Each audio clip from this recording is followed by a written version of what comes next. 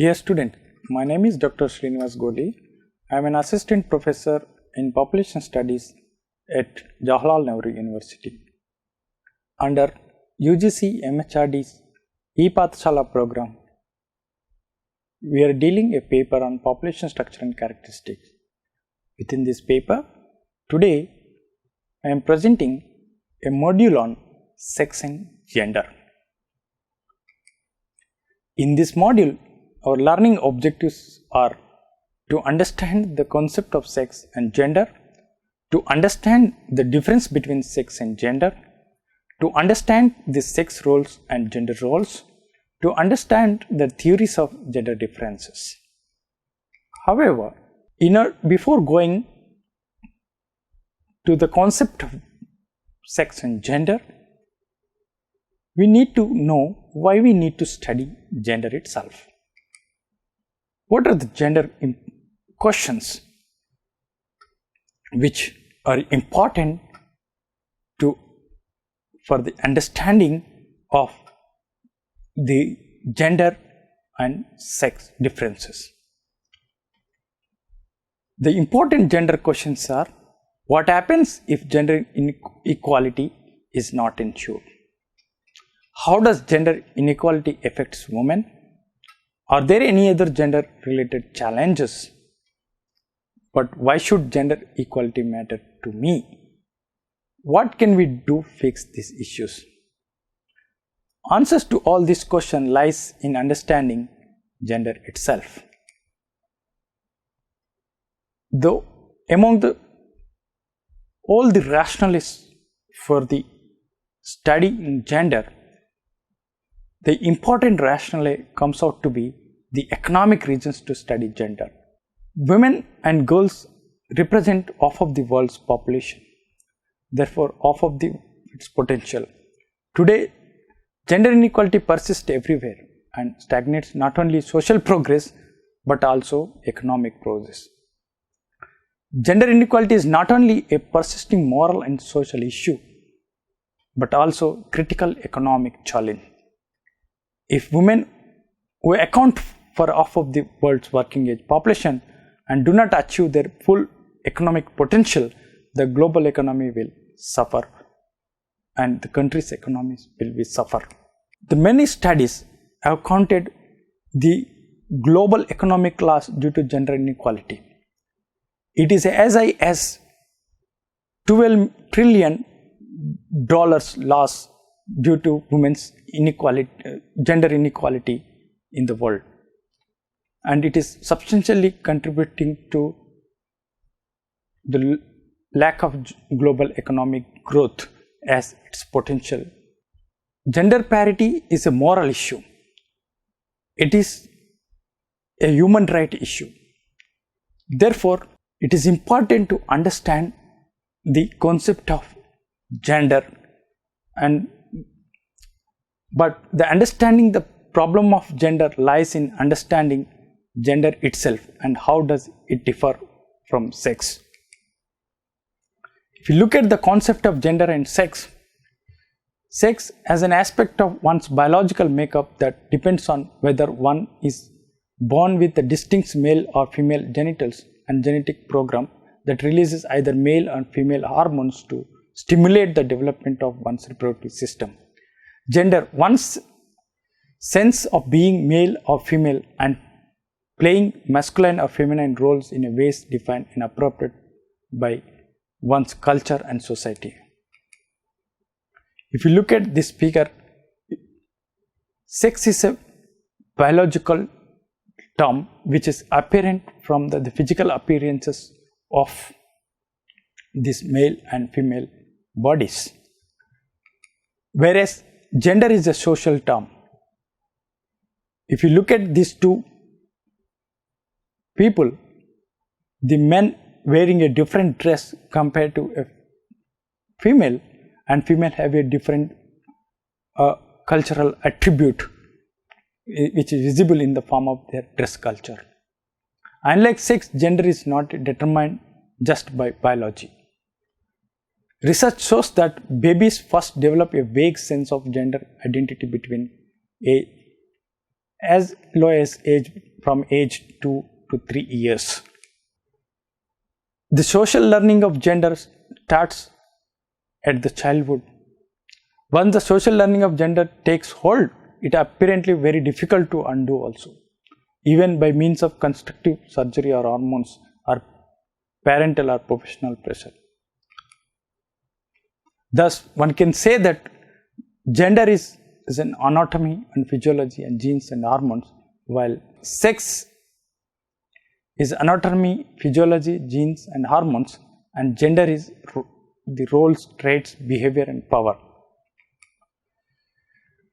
The early debates of sex and gender dates back to the literature of Thomas Arthur and Patrick Geddes in their book The Evolution of Sex in 1889, where they have proposed the biological determinism principle. According to biological determinism principle, men and women are different based on their physiology, and men are powerful compared to women based on their physiological advantage. Whereas gender is a socialization principle, where the children are socialized in a different way. The male children are socialized in a masculine way, which is called masculine socialization, which is constituted of a dominant class. The female children are socialized in a feminine way, which is called feminine socialization, which is constituted of a subordinate class. So it is a social construct. Gender is a social construct. Therefore, there are theories which explains these gender differences.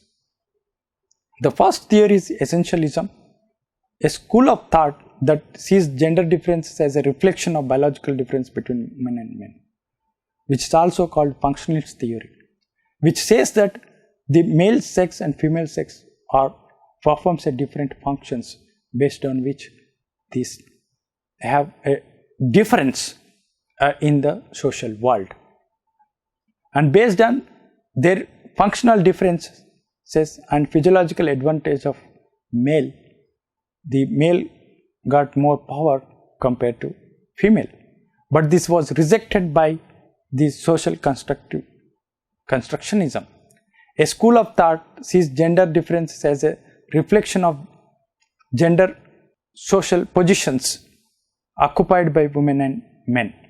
The functionalist and essentialism basically reinforces the essentialist viewpoint when they claim that traditional gender roles help to integrate society. In the family, women traditionally specializes in raising children and managing the household. Men traditionally work in the paid labor force. Each generation learns to perform these complementary roles by means of gender role socialization. But there are 4 important criticisms of essentialism or functionalism. They ignore historical and cultural variability of gender and sexuality. They generalize from the average, ignoring variations within the gender groups. No evidence directly supports their major claims. Their explanations for gender differences ignore the role of power. There is another conflict theorist of gender inequality. Conflict theorists believe that the root of male domination in class inequality. Men gained substantial power over women when the proletariat societies were first able to produce more than the members needed for survival. Some men gained control over the economic surplus. They soon devised means of ensuring that their offspring would inherit surplus. Frederick Engel and Lewis Morgan are the principal authors of this particular construct. In industrial capitalism developed the male domination, which increased. Feminist theories and gender inequality is also an important social construct which defines the gender roles. Feminist theorists believe that the gender inequality is rooted in patriarchal authority, relations, family structure and patterns of socialization, culture that exist in the most societies.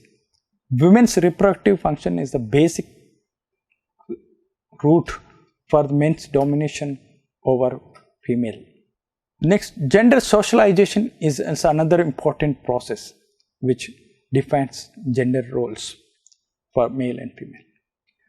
Research conducted in early 70s showed that from the birth, infant boys and girls who are matched in length, weight and health conditions, those are matched in all terms of physical characteristics but still are treated differently. Girls tend to be identified as a delicate, weak, beautiful and cute in spite of their equal physiology with men. This equal strength in terms of their height, weight and health, they are considered to be weak and delicate.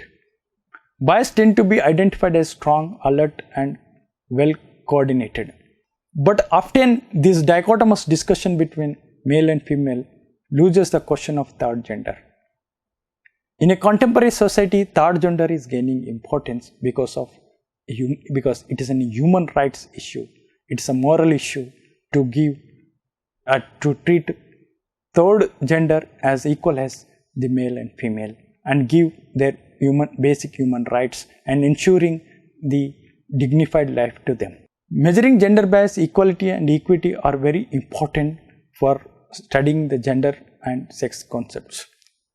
Therefore, the UN and other organizations developed many summary measures of the gender development, gender empowerment, women autonomy, agency and agency.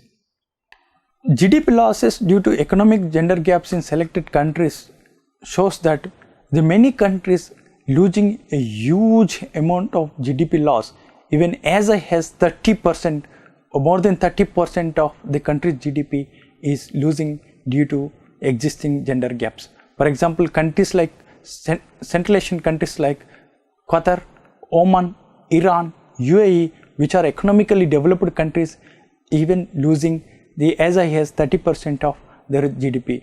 India also ranks among the high GDP loss countries due to gender inequality. Even the India also losing as high as the 46 lakh crore due to gender inequality, as McKinsey reports. We can easily accomplish an increase in 70% of GDP but just increasing the women employment by 10 percentage points from 31% to 44% by 2025.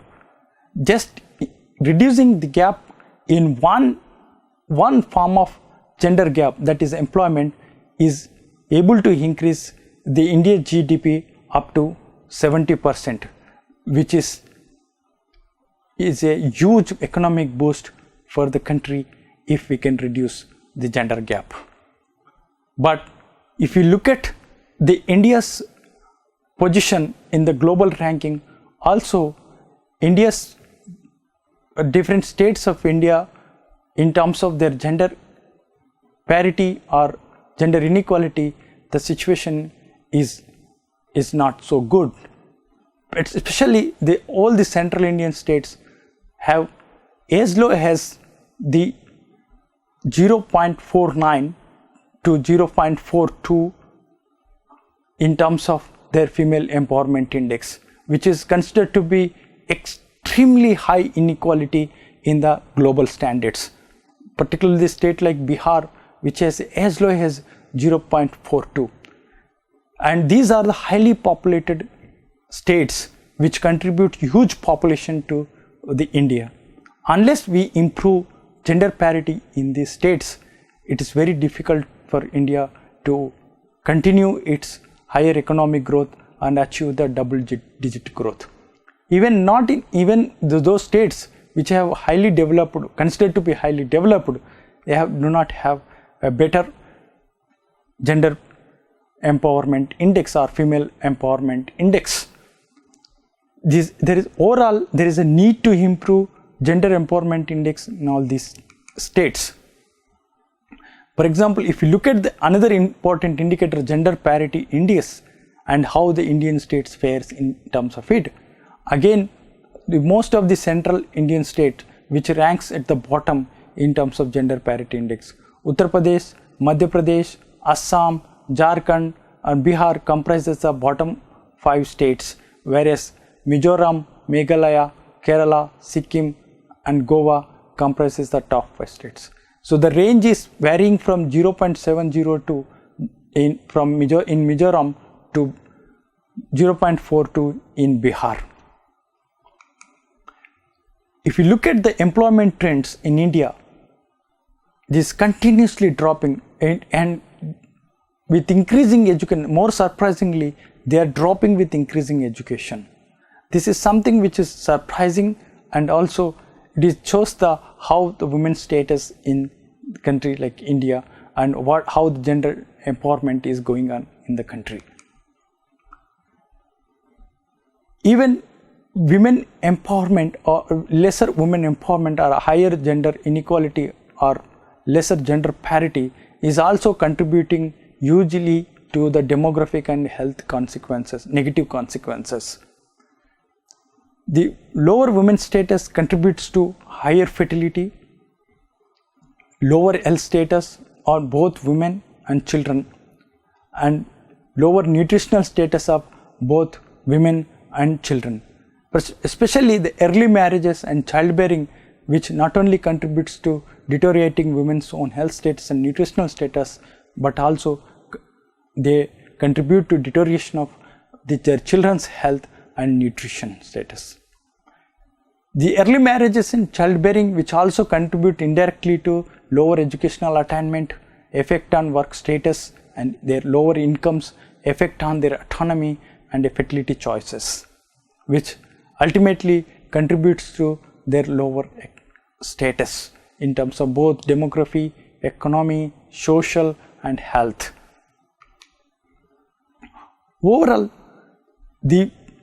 unless we deal with the gender inequality or we improve the gender equity and improve the women's empowerment and improve the women's autonomy and agency, India can't achieve its economic goals or sustainable or millennium development goals, which although we failed to achieve our millennium development goals by 2015, basically one of the major reasons to not achieving millennium development goals was the high existing gender inequality and lack of gender parity.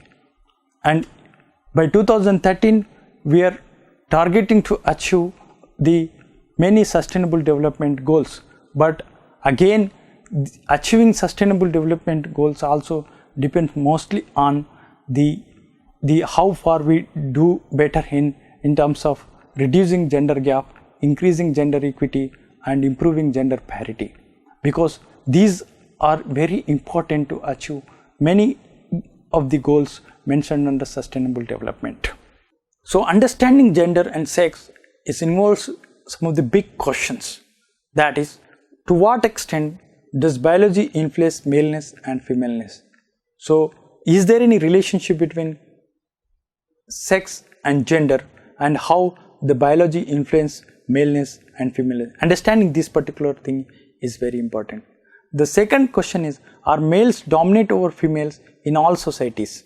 That means, are female sex is dominant over females in all societies?